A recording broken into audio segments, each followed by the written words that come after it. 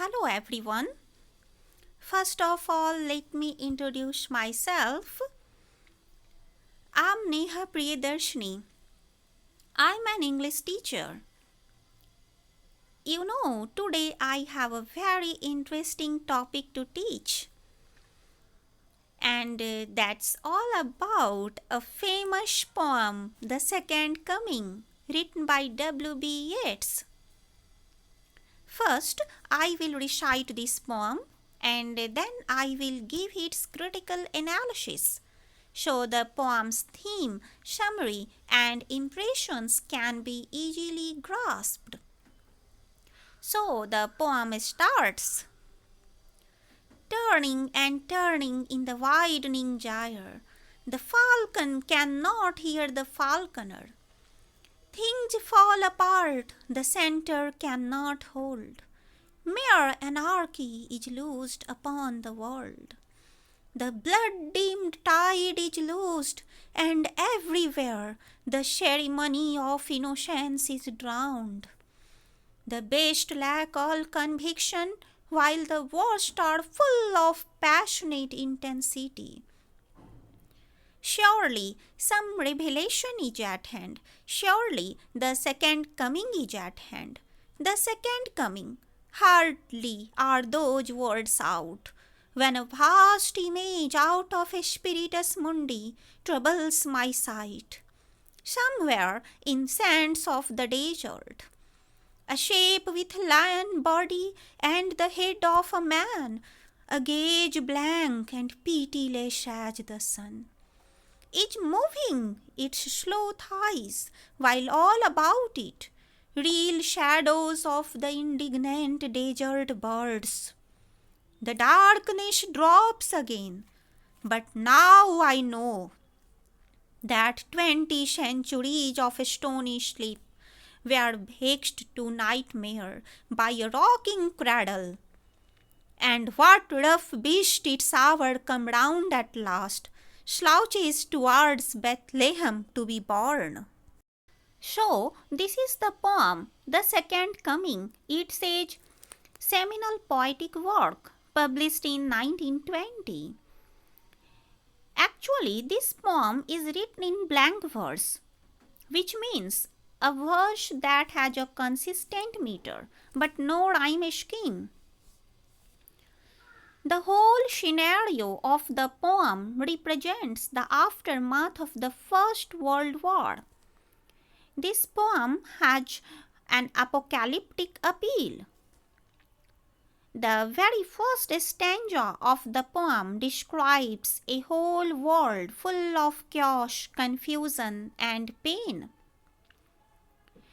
It is talking about lost humanity, giving it a symbol of a falcon and the falconer. How meaninglessness of life has been prevailed everywhere. The most famous line, "Things fall apart," serves as a transition to the images of more general chaos. The second part of the line, a declaration that the center cannot hold, is full of political implications, like the collapse of centralized order into radicalism. How the political, spiritual, and moral crises have taken its root into this world. Innocence has lost its meaning. Virtuous souls have chosen the path of silence, whereas the worst are bubbling with confidence. Now the poet believes that no concept of morality has left in this world.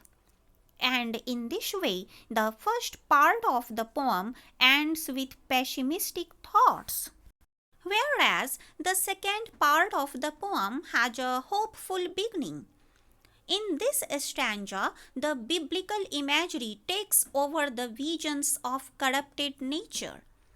The poet repeats the idea of a second coming that symbolizes his eagerness for Christ's second coming. as if the poet is receiving a vision of the future. But this vision replaces God's heroic return with what seems to be the arrival of a grotesque beast. The poem has a very distinct imagery. Yet, for all its metaphorical complexity, the second coming actually has a simple message that the time has been wrapped up for humanity and the whole civilization has been collapsed.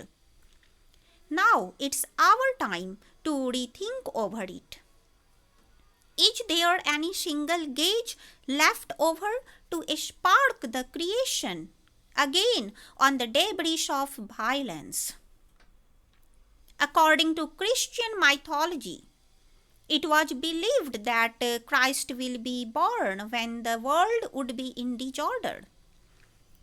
And surely Christ will be born again, but now not in the form of a god, but in the form of a monster who will devour everything in order to re-establish a peaceful new world. Here I am correlating its last lines, and what rough beast its hour come round at last, slouches towards Bethlehem to be born, with the lines of Lord Krishna in Bhagavad Gita. परित्राणाय साधूनां विनाशाय च दुष्कृतां धर्म संस्थापनार्थाय संभवामि युगे युगे. That's all we have for today's lecture. Thank you for listening, and I look forward to seeing you in the next. Thanks a lot.